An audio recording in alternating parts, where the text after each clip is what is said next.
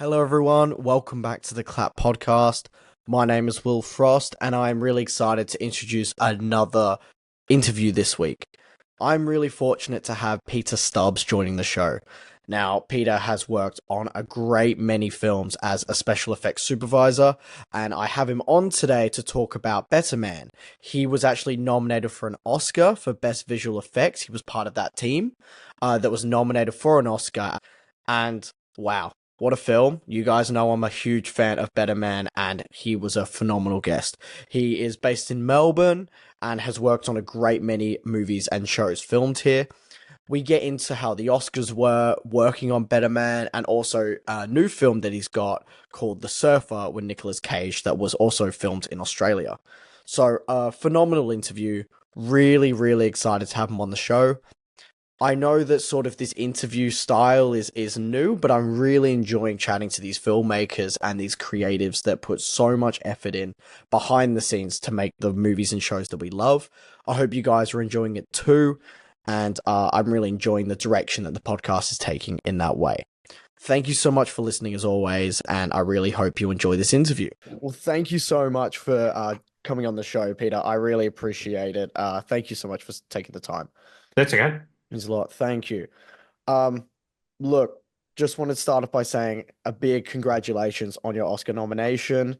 Better Man is a phenomenal film. I really, really loved it. I've seen it multiple times. It was really terrific. And I just wanted to ask you, how was that night? How was the Oscars night? How'd it go? Look, it's a pretty surreal experience, like from the start. When you get picked up by the limo and then off you go, and then you arrive there, and there's security, there's sniffer dogs for explosives.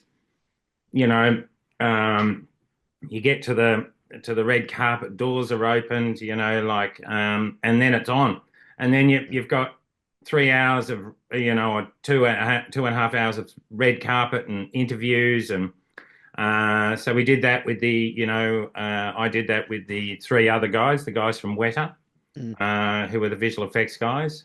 And yeah, that was, it was, it's a whirlwind. You start early in the morning and you finish late at night. So after the interviews, the red carpet, we, had drinks and hors d'oeuvres, and in the foyer of the theatre.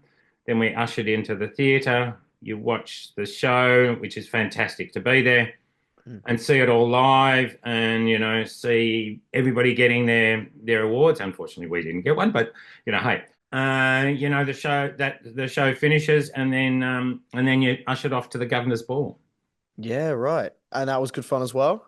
How was the Oh governor's yeah, ball? yeah, yeah, Yeah, yeah. No, it's nice. it's lavish. Mm. It's the best alcohol, the best food. It's like it's yeah, Yeah, um, it's real and nice. all these famous people. Yeah, definitely, definitely. Well, like you guys deserve that nomination. When I saw it in the theater, it blew my mind the way you guys blended the special effects and the VFX to create something that just it looked real. You were Look, instantly it's immersed. it's it's a really good, great film. Mm. I've seen it quite a few times now, and I love it. I mean, not just because I've worked on it, but it's just it makes the character of Robbie Williams real, even though he's a monkey. And the VFX boys did such a fantastic job on that. And then my part is where we had to interact with the character for Rain, for the for the set stuff. Um, it was so long ago, I forget what we did half the time. But it just needed to be perform to star. Those effects needed to star like the rest of the performances. It couldn't look like shit. It needed to look good. Definitely, and that absolutely paid off. Because as you say, it works incredibly well. It actually that leads me perfectly to my next question. You have to deal with a lot of atmospherics and things like that in this film, and you got the rain sequences, you got stage work. I just wanted to ask you, what was that biggest challenge to to put on the Um, screen? Look, to be honest, it was again a long time ago. Long time ago. But like there were things, like the rain that we needed to, there's sort of logistical issues, having creating rain. Originally, it was going to be at Melbourne Cemetery. So, and there were going to be overhead shots. There were going to be, just a variety of shots. But when you start looking, overhead, when you start to see, the full extent of the rain scene, then you've got to have things like pitter patter of raindrops on the ground, pitter patter of raindrops on the umbrellas, to make it believable. We ended up doing it in out at Monagita, I think, and it was in a grass field. So that was, ultimately it didn't matter so much. But in the beginning, we needed to create rain, and we couldn't create rain where you just wash the thing out where it's just too much. We needed to do it so the rain was subtle enough and controllable enough to not take away from the scene, but add to the scene and make you not think about it because it's believable. Yeah. And you needed to see that whole area with raindrops on it. So, and then there was the logistics of getting water into Melbourne Cemetery. It's an old cemetery. It didn't have any of that sort of stuff. It didn't have water hydrants. Roads weren't very wide. How do we get, boom lifts or cranes or something to lift the rain rig over the scene? All that sort of logistical stuff, and the amount of water we have, like where does that come from? How do we plumb it in? So there's all those sort of, real factors that add to this decision. But ultimately, the goal is to make the rain believable. Yep. Definitely. Wow. Um, so with that, I wanted to ask then when you're working on the stage stuff, that I believe was it done There's in Rod another Laver? problem. Yeah, yeah. Yeah, can you talk to me about some of the stage stuff? Was it at Rod Laver? Am I right on that? That I'm filming again? Like the start of the rain sequence for, the switching over from the stage to the cemetery in that Yeah. the interior, the Rock of the Pops, Top of the Pops Yeah. scene.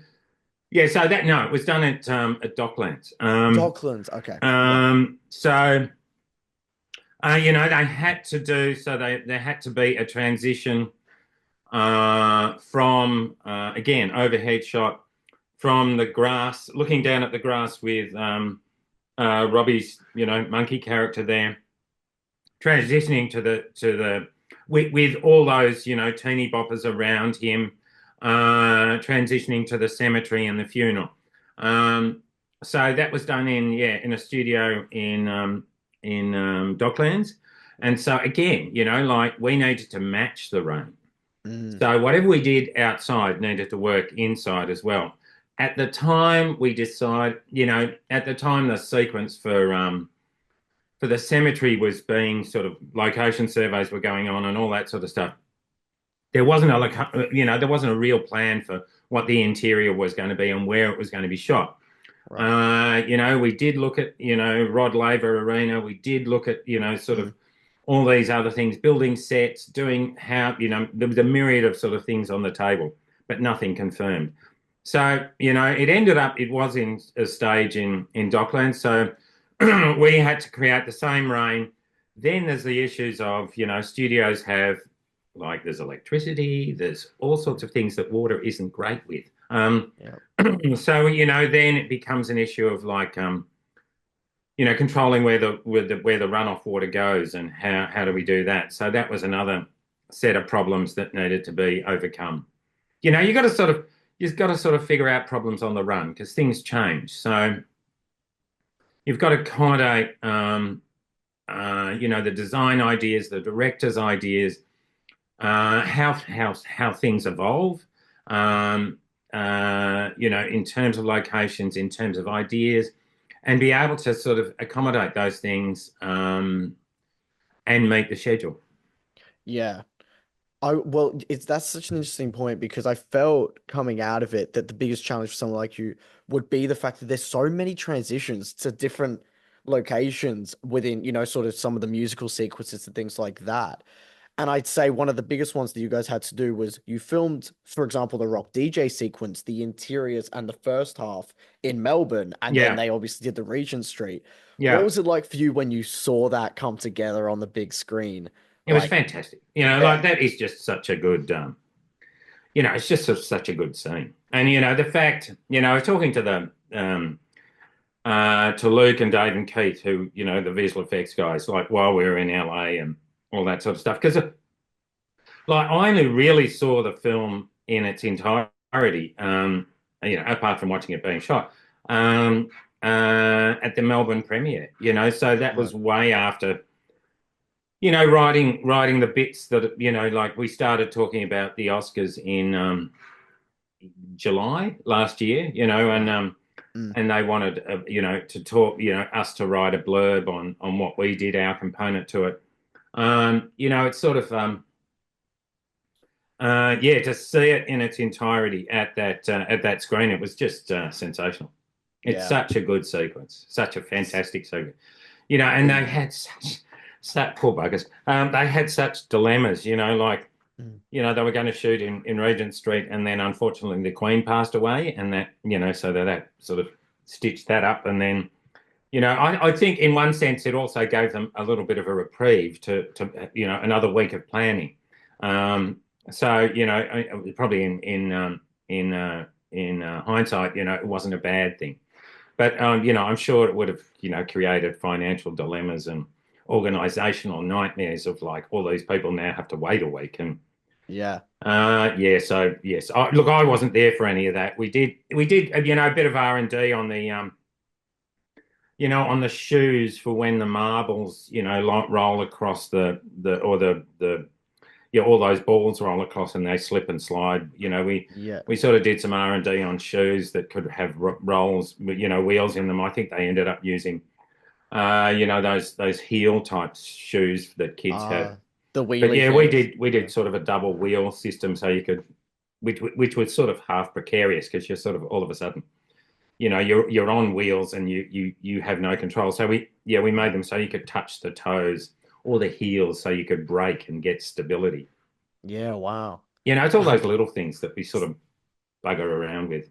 Yeah, definitely. Well, it's those type of things that you just kind of see on screen and you don't even think that that's how they do Yeah, it, you know yeah, what I mean? And yeah, and yeah. and it works so seamlessly.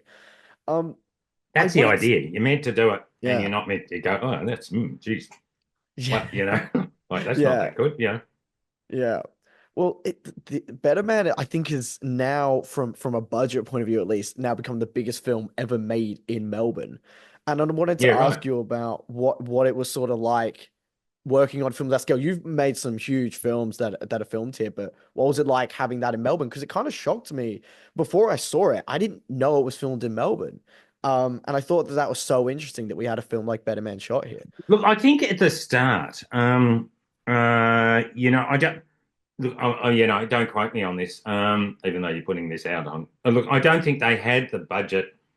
I don't think the budget was finalised. Mm, I think it sort of evolved. yeah, I think, it's a sort of a producer question, but I think when we were shooting it, like the budget was reasonably tight.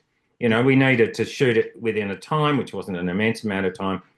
It wasn't where these studio blockbusters. It's an independent film, so they just by the nature of it being independent, they have to watch their pennies. Like yeah, the studio films like have megabucks from the get-go, and you plan it as such. We weren't planning it on a big big budget mm, when we shot it in the yeah, sequence that we shot. I think the budget would have grown as the whole doing creating Robbie, the monkey Robbie, yeah, right. and the VFX aspects to all that. Yeah, yeah. Well, kind of Look, continue. it's a producer question, really. Yeah, But yeah, the yeah, feeling when we shot it was that it wasn't such an enormous film. right. Yeah, yeah. Well, you've worked on so many big films shot here, and I wanted to ask, sort of, a lot of my audience are aspiring sort of filmmakers in Australia, and I just wanted to ask about what it's been like shooting films here, and specifically Hollywood films here. Do you feel like the industry's changing where Melbourne is becoming more attractive to these larger films coming in? Do you see that kind of being a trend that's going to continue, or are we going to pursue a lot more maybe locally grown content? Is it a bit of both? Look, I'm just I, kind I of curious your think I perspective. think particularly departments like mine, that it needs big American films to sort of exist. Yep. I think it's just um, it's like everything we do is sort of one off, and once you do, even though it might be something that's sort of in principle been done before, but every time you go to a new location, you go to a new set of a new set of circumstances that make the gag itself, even though it's done before, it makes it, the first time it's being done, like it's a one. So that, in any sort of engineering design sense makes it expensive. Yep. Just because there's, all this sort of research and development goes into 20 seconds of film, you know. Yep. So,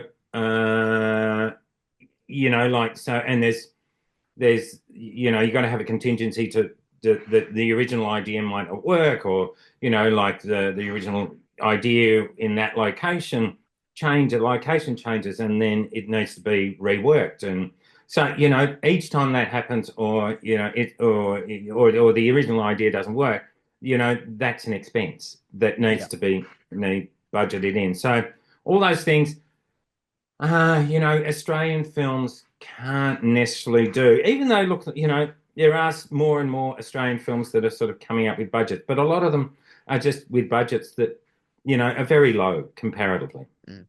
Yeah. So, we sort of need, for special effects and visual effects, we need, sort of the bigger films to survive, to survive, to go, to work. Right. Yeah. Yeah. But in answer to your question, yes, there are more and more films coming here. Look, it's a lot Mm. to do with the location offset. It's a lot to do with Sure. the dollar rate. The exchange rate for the dollar. So all those things, have an impact on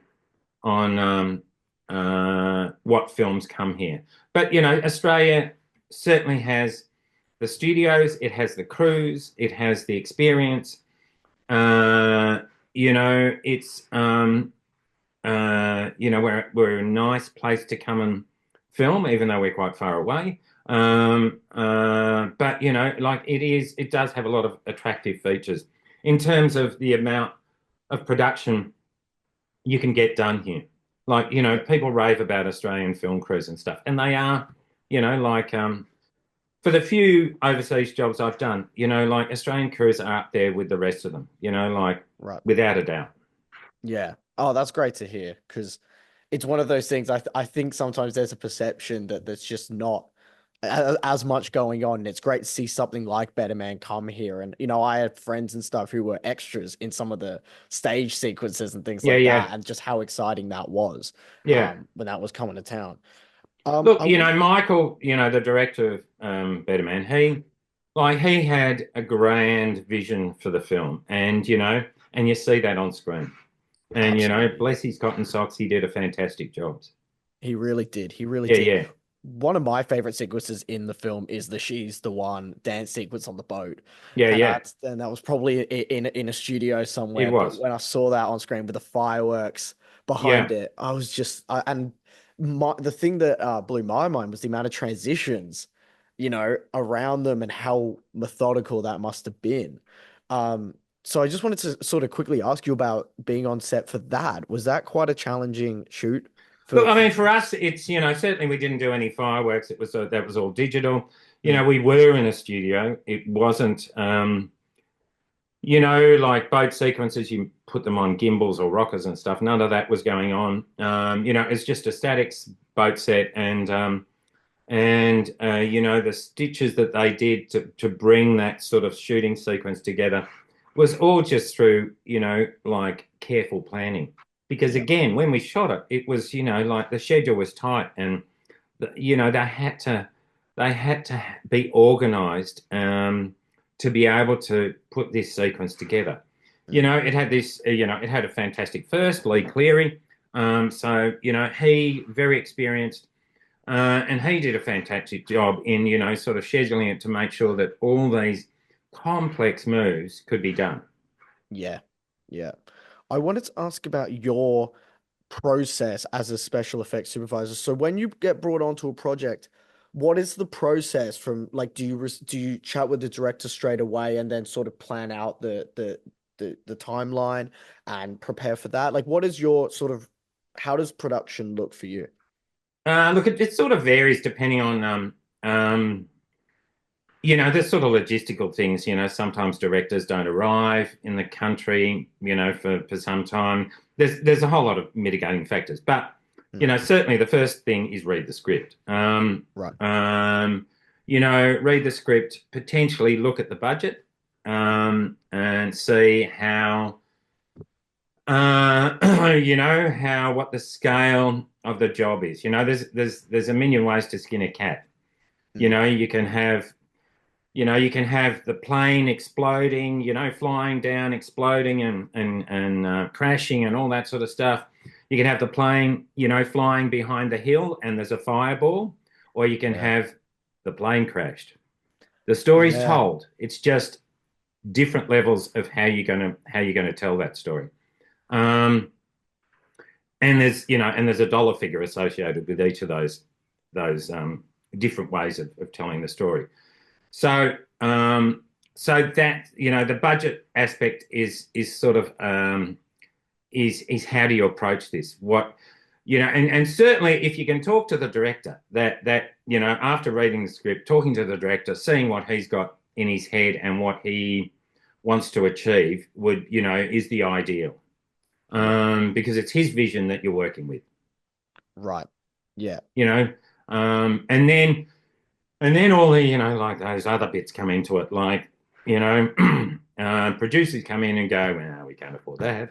Or no, we're not doing that. We're not going there. All that sort of stuff.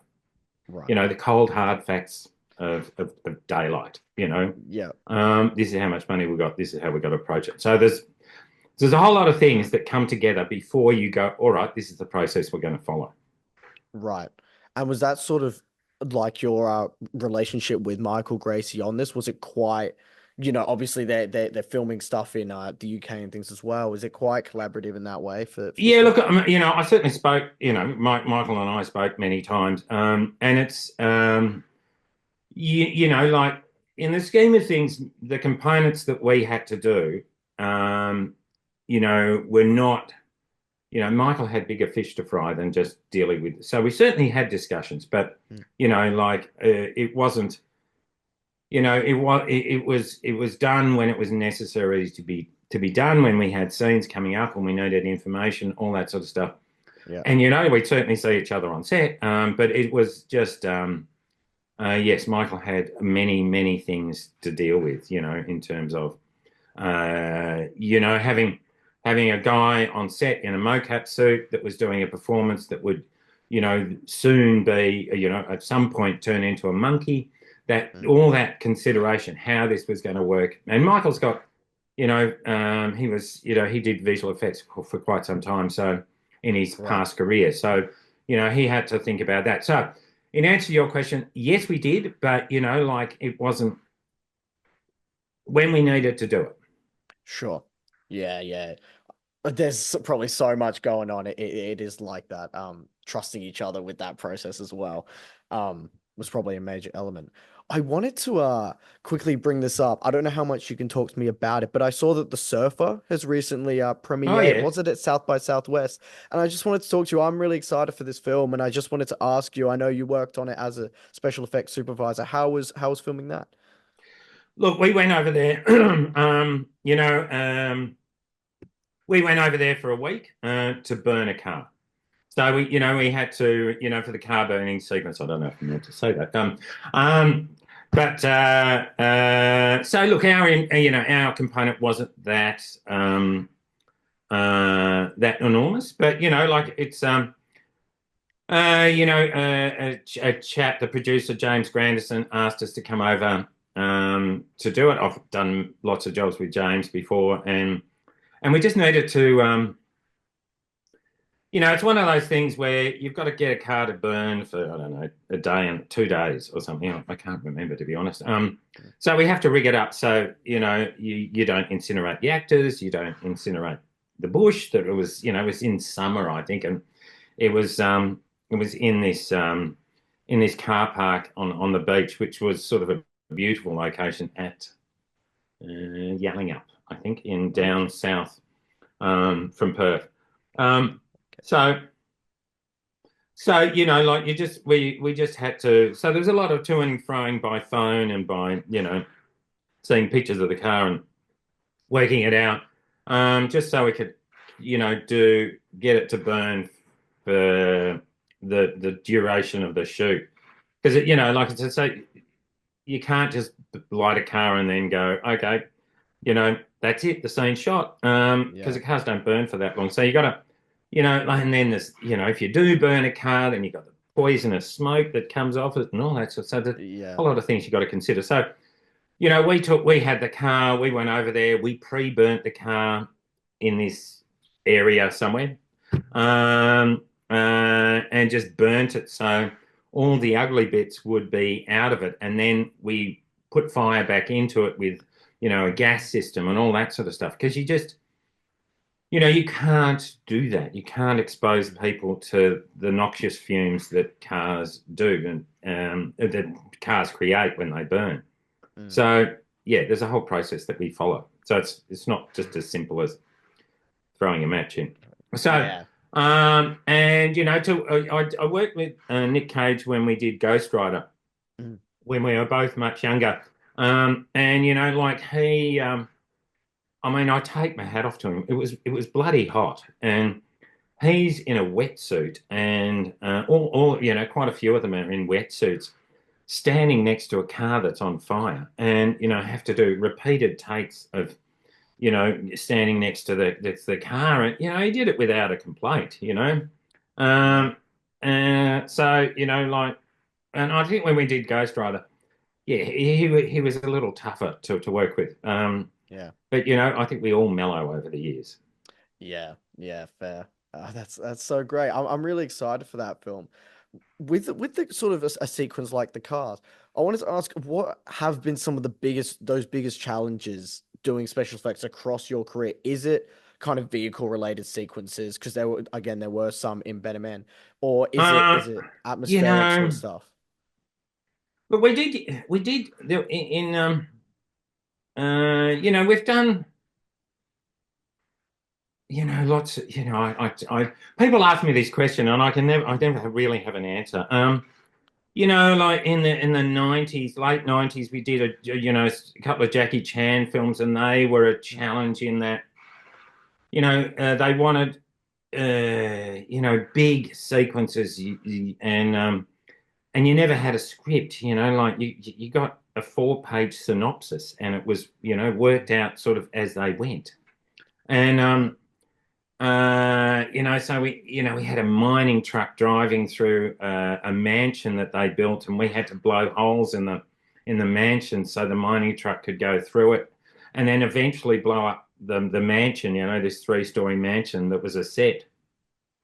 That was a challenge. We did, there was this series of television commercials, which wthe Traffic Accident Commission. And they were all these car crashes that we had to do. And it was, the brief was to make them look as real as possible, and to change people's behavior in driving. And that was one of the sort of moral things that special effects have done, in that, the road toll reduced by, so when there's a great clip, 20 years of TAC, which was all these cars running over people, cars into trees, cars into all sorts of things. Where we made guns to shoot cars. There was a combi hitting a truck. There was people getting run over, trucks running over cars. And there were just, and it was in these sort of days of where visual effects was sort of happening, but nowhere near the level that it is nowadays. And so, a lot of it was sort of old school special effects processes where, you'd have, witness cameras where you'd look at a sequence. And so, like you'd have a car crossing an intersection because they wanted to do it in one shot. So a car crossing an intersection, and you'd have two witness cameras with time code, at 90 degrees from each other. So you'd shoot the one shot with, the actors in the car driving over an intersection, with no impact happening or anything, and then cut the take that you'd liked. You'd wind the two witness cameras back to the time code to where the point of impact was. You'd put a car in the exact position, exactly the same car in the exact position where the live shot was, and then you'd run a truck into it. And then they'd do a traveling wipe of the shot of the truck entering the frame and switch the car over just a frame before impact. And you never know the difference. Yeah. And that was, the old school way of doing it. But the effort that we went to changed the road toll. And that was, that made a difference. Yeah. So those were challenges where we were trying to be as convincing and as sort of horrible as possible. Right. So we did, it happened, we did it for years. And we designed lots of car crashes and lots of different things to do with the road toll. People hitting windscreens, people driving into trees, all this sort of stuff was engineering challenges, and developed a sort of we developed a way of crashing cars. Yeah. That's so interesting. What else? There's, when we did Mortal Kombat, there was, a whole lot of stuff we needed to develop for that, with ice, and we built ice guns that fired blocks of ice, and we made ice bullets for these guns to fire. All this, which gets changed a lot, in the final product, because, we're there to shoot a component. We use our bit as a component for the scene, and then visual effects come in, and it evolved, but it was ice spears at the start, and then it was, I think in the final thing he just lifts up a whole lot of ice and fires it down. But we use the ice guns were there for the impact. Yeah, definitely. I mean, a lot of great reference for the VFX artists as well, which would be essential in making it look really great, I'm sure. Yeah, a lot of our stuff gets taken over by visual effects. Right. Yeah. Well, I wanted to say a huge thank you for coming on the show, and a massive congratulations for Better Man. I really appreciate your time, Peter. Thank you so much. It really means a lot. So I greatly appreciate it, and best of luck with your other projects. I know you've probably got a lot in the works at the moment, and I'm also excited to see the Surfer. Yeah. Congratulations. All right, thanks, Will. Good luck to you. Thanks for the interview. All good, no worries. Thank you so much. I appreciate it. I just want to extend a huge thank you to Peter Stubbs for coming on the show. As you can see, he's an incredibly talented individual who's done some phenomenal films. As always, I always preach this, but please go and see Better Man. It's a phenomenal film, and Melbourne-based as well, with a lot of the filming taking place here. Really great movie. I highly recommend you check it out if you haven't yet. Thank you again to Peter. What an individual, what a career. Thank you so much for coming on the show, and again, congratulations to his Oscar nomination. Big achievement.